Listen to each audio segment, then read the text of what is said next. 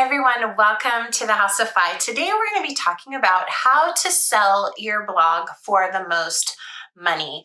Now, we're going to be primarily talking to people today who already have a blog, but if you are thinking about maybe setting up a blog or a niche site, this will be applicable to you because that way you can set it up from the giddy up so that it will be the most attractive to the most potential buyers in the future.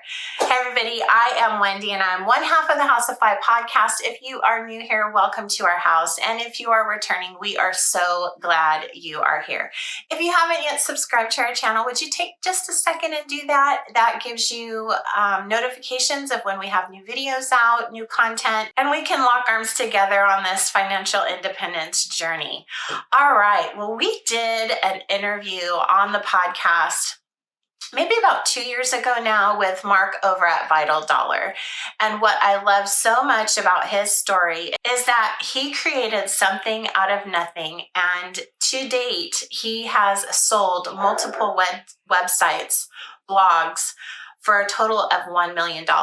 That's no joke, guys. That is legit. You can listen to his story and I'll link it down below of how he did that. And he also tells us how he went through the process and the things that he did to grow the site. Now, he's not just a one-off either. Tons of people out there who have been duplicating a similar process. Mike Pearson, who has a couple different blogs and niche websites, he has done it. One of his is Credit Takeoff, and I'll link that down below. He's also got a couple courses that I'll talk about later in this episode. But right now, let's get into the meat of how you would make your blog or niche site the most attractive so that it will get you the most money should you decide to sell it. One of the things that is going to have some importance, but it's not necessarily the most important, is what's called your domain strength. Domain authority is a numerical value given to express how much of an authority your site is according to Google. So it's going to look at things like quality of content, whether other people are backlinking to your site, how old your site is, how many times are you currently publishing, are you updating, all of those sorts of things, how many people are visiting your site.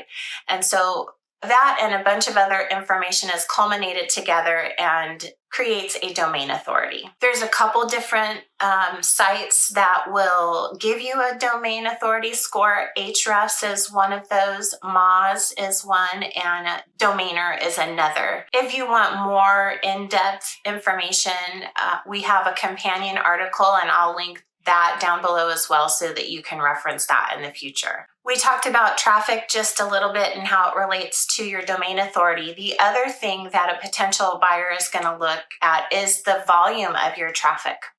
There's a big difference between getting 1,000 page views a month versus getting 50,000, 100,000 or more a month. And you might think that that's just simply impossible, but the truth is that it's not.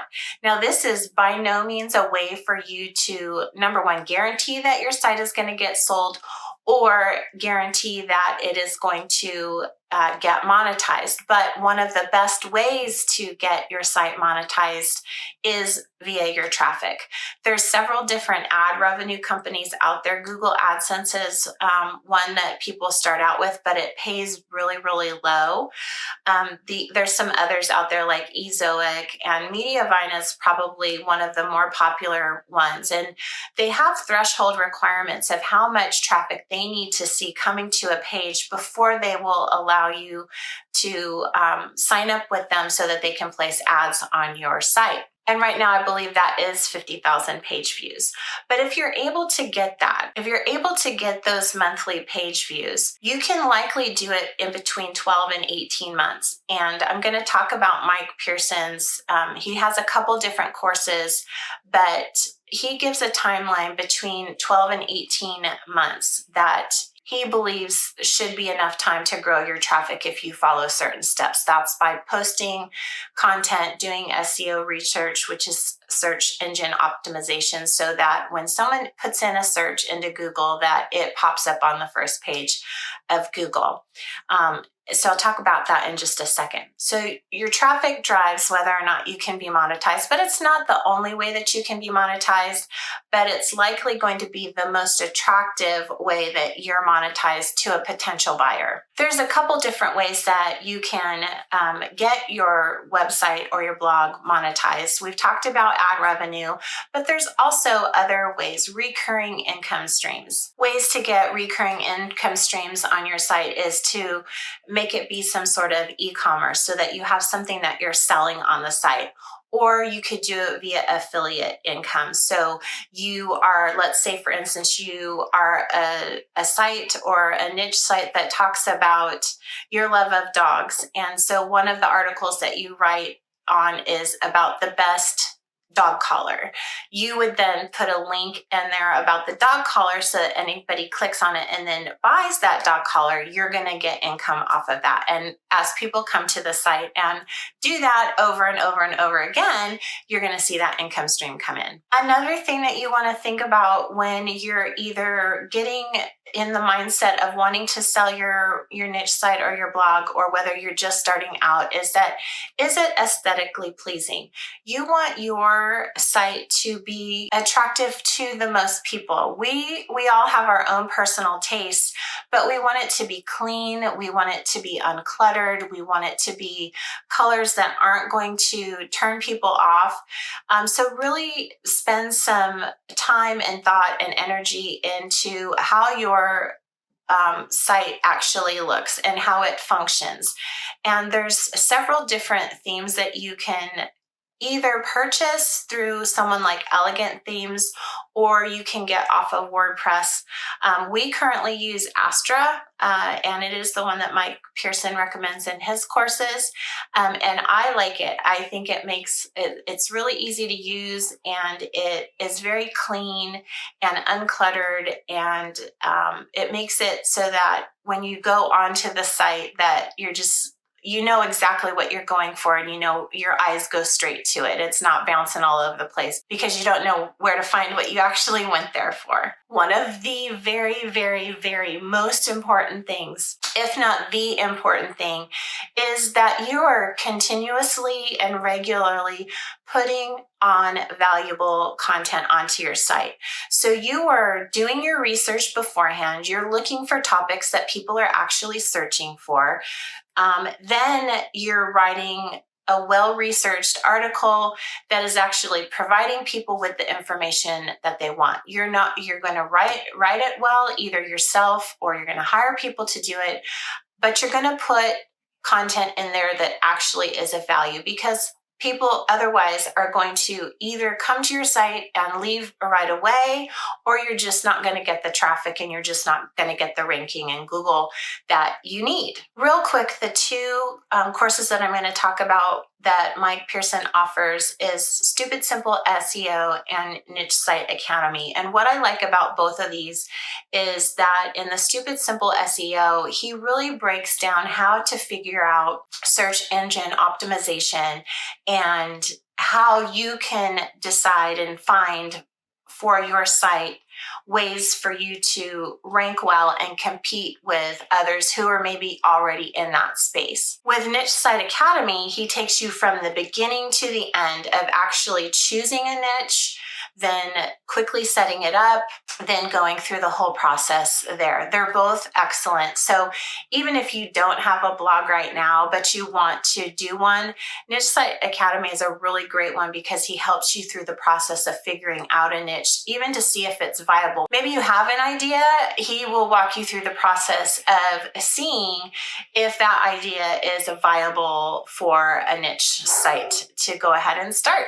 Now, some of the forgotten things that you might not think of to help your site be the most attractive to potential buyers are things like making sure you sign up with Google Analytics from the get-go, because that's the data that is going to be pulled when a potential buyer wants to know how good your site is doing, how well it's doing. So you definitely want to make sure that you're signed up with Google Analytics and that it's tracking properly. You also want to create a social media presence so that you're being exposed to the most potential viewers and readers out there as possible. Now, that doesn't mean that you have to go on every single social media platform, because honestly, that's a lot of work. And I will only mess with one or two at a time, but you want to have some kind of presence out there so that there's some brand recognition, that people know who you are and have a way to find you other than just going to the website. When you're focusing on your writing, you want to focus on keywords. So you want to make sure that your keyword research is very thorough. And that is something that Mike talks about in both of his courses and goes over really, really well. Your content is going to be driven by your keyword research. So it's important that you know how to do that and you get really good at it. Another important thing to remember is to set realistic expectations at the get-go. Like I said just a few minutes ago, this is not a quick process. If you want to jump into this big, huge lake of writing a blog where there's already millions of people out there and you want to compete, you're going to have to put the work in. And if you do it, and you do it well, and you do it consistently over the course of 12 to 18 months, as long as you have picked a niche that actually gets the traffic and you've done all those other things well, in 12 to 18 months, you should get to a place where you're getting the type of traffic that would make you attractive to potential buyers. Now, once you've gone through the process and you are looking at your traffic, and maybe you're to the point where you're getting, 75,000 views a month, and you decide that you want to sell. Where do you sell it? Well, there's several different sites out there that allows you to list your site for sale. Some of the more populars are Flippa Marketplace, Sells, Empire Flippers, and Odesk. Each one of them has their own fee structures and platforms and all that. So you want to go to each one of them and take a look and see which one would be best. Now, you don't necessarily have to go through one of those platforms. You could sell it yourself, but then it's really up to you to market it, and you're going to be creating your own way to get it in front of other people. So that's just something to think about. It might take a little bit more work and a lot more effort when you're doing it yourself, but it can be done. All right, now the most important question, I think, is how do you even know what to sell or offer your blog or your niche site for sale for? Well, there is a pretty commonly accepted formula out there in setting your price. And that's typically 3 times your annual revenue. So let's say your site is earning $1,000 a month. That's $12,000 a year. 12 times 3 is $36,000. So you can expect that a reasonable offer for your site would be $36,000. So if you're making more money than that, and I'm telling you, it happens, and it happens all the time. People earn much more than that. You can make much more than that. We're talking about things like photography blogs, food blogs, personal finance blogs, fashion. There's just a ton of stuff out there. It's just really going to be up to you to figure out, number one, what you think is going to have the best chance at getting sold. Maybe it's something that is oversaturated. So instead of doing that, you do something else, like maybe barbecue grills or camping gear or a hiking niche site. There's just so many options out there. It's just really deciding which one that you're going to go with and then growing it to build that income, because what it gets in income is related to how much you're going to be able to sell it for. Traffic, create great content, create it consistently, get the traffic, get the money, get the revenue, sell it. The last couple things that we're going to talk about are some of the things that you want to do once you really are ready to sell. There are things that you want to start gathering so that you can provide these to the potential buyers. Things like a profit and loss statement. These aren't things that are difficult to make. Most of the accounting software out there, like FreshBooks and Quicken, and there's several others out there, they can attach to your business bank account and they will input everything. You just have to go in and make sure that things are categorized properly. And at any time, you can tell it to create a profit and loss statement for a given period of time. You're definitely going to want that, because what your potential buyers are going to want to know and verify is that you actually are making revenue. You're going to want to provide them a year at least of your traffic data. So again, making sure that you were hooked up on Google Analytics from the very, very beginning, so that you can provide that data to your potential buyers. You want to make sure that your site has its own hosting, and that makes it so it's less complicated when it's time for transferring the ownership to the buyer. And then finally, you're going to want to gather all of your